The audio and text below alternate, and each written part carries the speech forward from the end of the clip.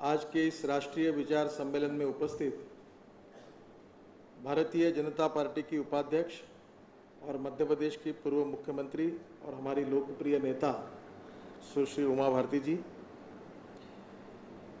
हमारे इस प्रकोष्ठ के राष्ट्रीय संयोजक बसंत जी, जिनके तरफ संगठन की ओर से इन सब प्रकोष्ठों को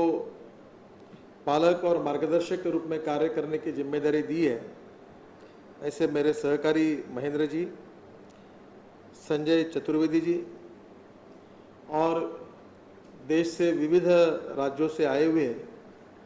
विशेष रूप से इस प्रकोष्ठ में काम करने वाले सभी प्रमुख कार्यकर्ता भाई और बहनों, बहुत अच्छे विषय पर इस विचार गोष्ठी का विचार सम्मेलन का आयोजन हुआ है। मैं मानता हूं कि हमारे राष्ट्रीय परिस्थिति में विशेष रूप से जिस बात की चिंता हम कर रहे हैं, उन आर्थिक विषयों का विचार करते समय आज की स्थिति में अंत्योदय का जो विचार दर्शन है, जो पंडित दीनदयाल उपाध्याय जी ने एक विरासत के रूप में हम सबको दिया है, उसके अनुसार हम सबको चलना ही आज की परिस्थिति की आवश्यकता है। मैं 2 दिन चित्रकूट में था और कल भी था और आज वहीं से मैं आया हूं, और विशेष रूप से स्वर्गीय नानाजी देशमुख, जिन्होंने अपने जीवन में ये अंत्योदय के विचार पंडित दीनदयाल उपाध्याय जी के विचारों से विशेष रूप से प्रेरित होकर सामाजिक आर्थिक परिवर्तन के लिए जो अच्छा कार्य खड़ा किया है, उसका सोशियो इकोनॉमिक इम्पैक्ट 850 गाँवों में चित्रकूट के आजू बाजू में क्या है, इसका कल प्रेजेंटेशन वहाँ के जो प्रमुख प्रधान सचिव है उन्होंने हम सब के सामने किया। मेरे साथ वर्ल्ड बैंक के, एशियन बैंक के और आर्थिक क्षेत्र के सरकार के आर्थिक सलाहकार ऐसे कुछ प्रमुख लोग भी मेरे साथ थे। भारतीय जनता पार्टी का विजन डॉक्यूमेंट हम तैयार कर रहे हैं, तो आर्थिक विषयों पर मुक्त चिंतन करने के लिए 10-12 लोगों का एक ग्रुप हम चित्रकूट में करीब 16-17 घंटे कल से और आज तक बैठे थे, और स्वाभाविक रूप से हमने समझा कि इसके लिए नानाजी और दीनदयाल जी, ये दोनों प्रेरणा स्रोत हमारे लिए सबसे उचित है। मैं सबसे पहले आपको ये बताना चाहता हूँ कि इस विषय के बारे में सुस्पष्ट रूप से कार्यकर्ताओं तक इसको ठीक प्रकार से पहुँचाने की आवश्यकता है। जब भारतीय जनता पार्टी के बारे में हम विचार करते हैं तो राष्ट्रवाद ये हमारा आत्मा है, और गुड गवर्नेंस एंड डेवलपमेंट, सुशासन और विकास,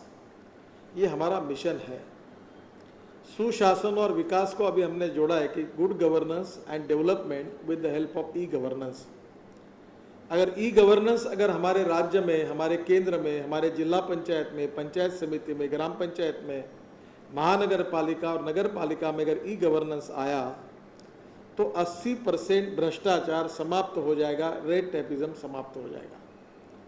तो इसलिए good governance and development with the help of e governance, ये दूसरा महत्वपूर्ण पहलू है।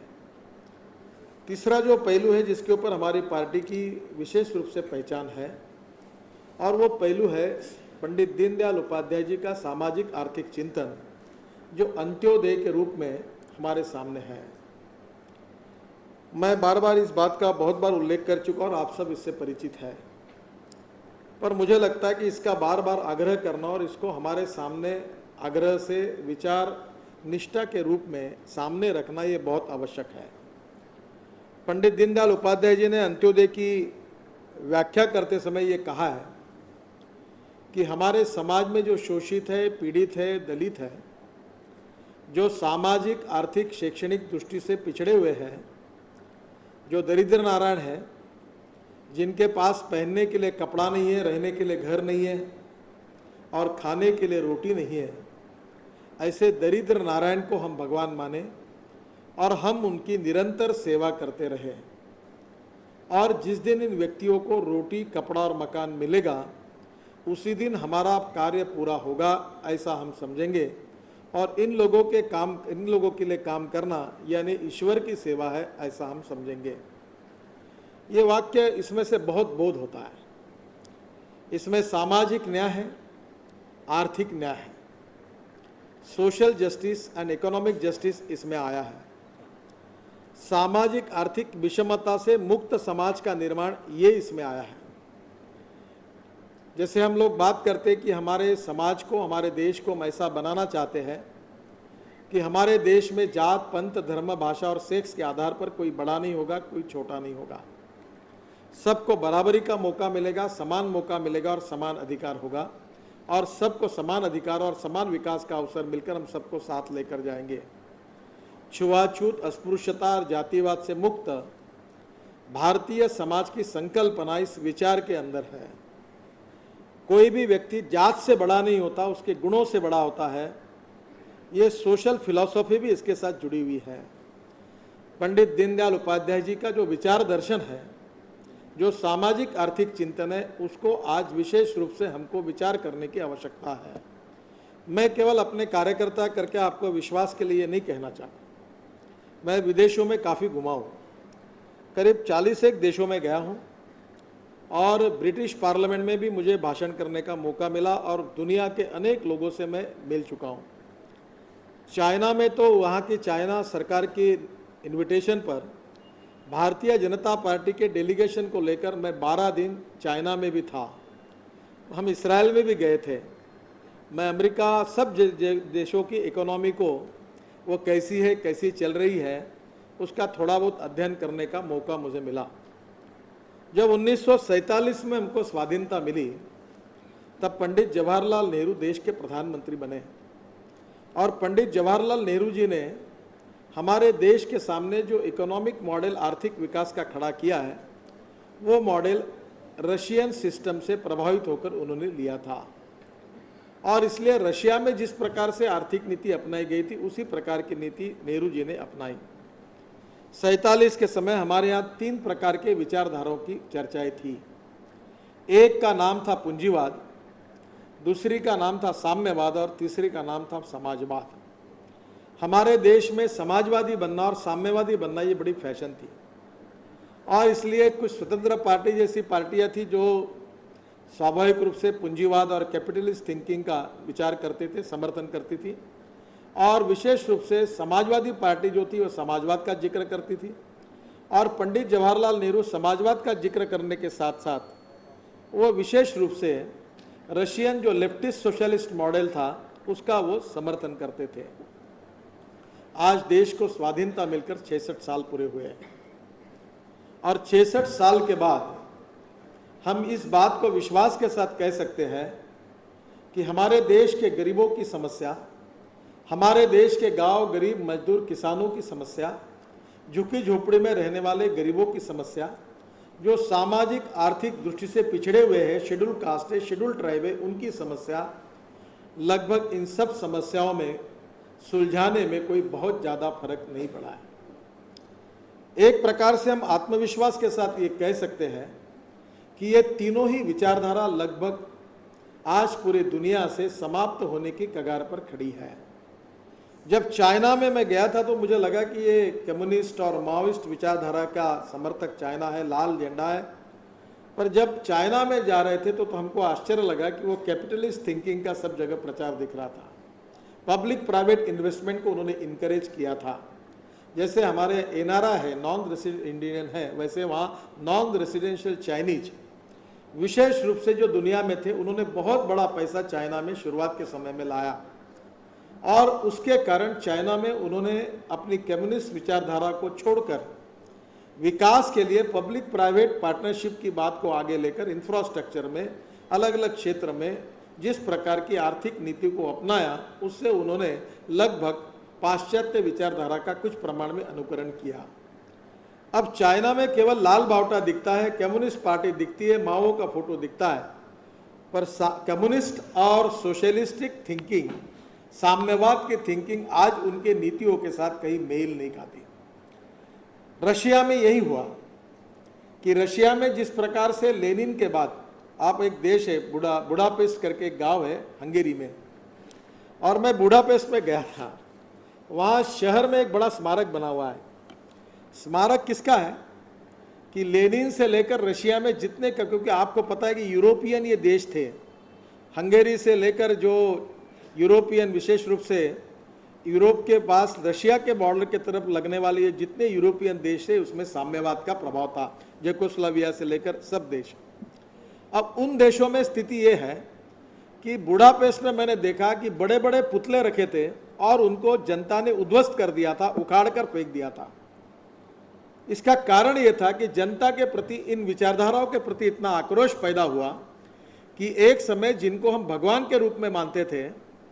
उस पुतलों को, उस प्रतिमाओं को उठाकर जनता ने उखाड़ कर फेंक दिया और बुडापेस्ट में उन सब उखाड़ कर फेंके हुए पुतलों को एक गार्डन में रखा है और टूरिस्ट उसको देखने के लिए जाते हैं। अगर यही बात अगर 25 साल 30 साल पहले अगर कोई कहता कि अगर हम लोग उस पर विश्वास भी नहीं रखते। इसलिए कम्युनिस्ट विचारधारा अपने ही धरती पर पराभूत हुई है। मैं जब स्कूल में पढ़ता था तो भारतीय मजदूर संघ का एक अधिवेशन कलकत्ता में हुआ था। आदरणीय दत्तोपंत ठेंगड़ी जी उस समय उस अधिवेशन में प्रमुख वक्ता के रूप में उपस्थित थे और उस समय दत्तोपंत जी के भाषण में उन्होंने कहा था कि कम्युनिस्ट विचारधारा ये कम्युनिस्टों के भूमि पर पराजित होने वाली है, ये मैं सामने देख रहा हूं। ये भविष्यवाणी करने वाले दत्तोपंत ठेंगड़ी जी ने जब ये बात कही तो कम्युनिस्ट मित्रों ने उनके ऊपर बहुत ही जहरीली टीका टिप्पणी की, आरएसएस पर की, भारतीय विचारधारा पर की। पर सच्चाई ये साबित हुई कि स्वर्गीय दत्तोपंत ठेंगड़ी जी ने जो बात कही थी वो इतिहास ने सिद्ध करके दिखाया कि रशिया कोलैप्स हुआ और लेनिन की बात करके और जिस प्रकार से कम्युनिस्ट विचारधारा की बात करने वाली जो रशिया थी वो पूरी तरह से इकोनॉमी की दृष्टि से उद्ध्वस्त हुई। आज रशिया जिस प्रकार से, मैं रशिया में भी गया था, आज रशिया फिर से जिस प्रकार से आर्थिक स्थिति अच्छी करने की कोशिश कर रहा है, उस आर्थिक मापदंड को जो उन्होंने स्वीकार किया है उसका कम्युनिस्ट विचारधारा से कोई लेना देना नहीं है, कोई संबंध नहीं है। रशिया ने कम्युनिस्ट विचारधारा छोड़ दी, इधर हमारे चाइना ने अपनी कम्युनिस्ट माओइस्ट विचारधाराएं छोड़ दी, पर इसके बाद आज देश में हमारी जो कम्युनिस्ट पार्टी की सरकारें हैं उन्होंने भी कम्युनिस्ट विचारधारा जो आर्थिक चिंतन था वो भी लगभग छोड़ दिया है, पर पब्लिकली उनको स्वीकारने में संकोच होता है। क्योंकि कोई विचारधारा जब पराजित हो जाती है तो उस विचारधारा का नेतृत्व करने वाला नेतृत्व पब्लिक प्लेस में आसानी से हार नहीं स्वीकारता। मैं इतना ही कहना चाहूँगा कि आज कम्युनिस्ट विचारधारा के बारे में पॉजिटिव कोई चित्र कहीं दिखता नहीं। जहाँ तक समाजवादी विचारधारा की बात थी उसमें पंडित जवाहरलाल नेहरू भी गरीबी हटाओ की बात करते थे। इंदिरा जी ने तो गरीबों की पार्टी के रूप में गरीबी हटाओ का नारा दिया। राजा नरेश हो के तनख्वाहें उन्होंने बंद की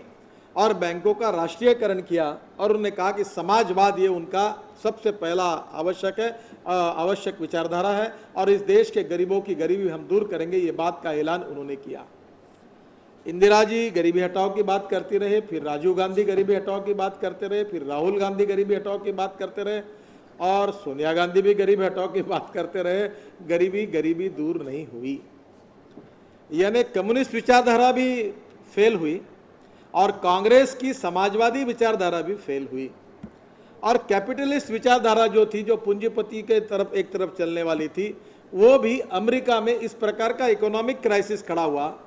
कि अमेरिका भी ऐसे सवालों में घेरी गई कि अमेरिका भी कैपिटलिस्ट विचारधारा के कारण वहाँ की बैंकों को ने दिवाला पीटा, इंडस्ट्री अनेक बंद पड़ी और अमेरिका भी आर्थिक अड़चन में आई।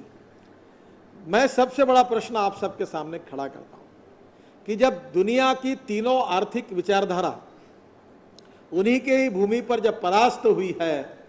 तो विश्व के सामने और दुनिया के सामने विकल्प क्या है,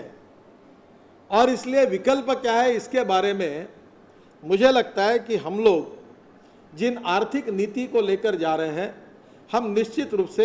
एक अच्छा सशक्त विकल्प दे सकते हैं। पर मैं केवल राजनीतिक नेता जैसा भाषण देकर आपको ये नहीं कहूँगा। मैं 3 बातों के आधार आपको प्रस्तुत करना चाहता हूँ।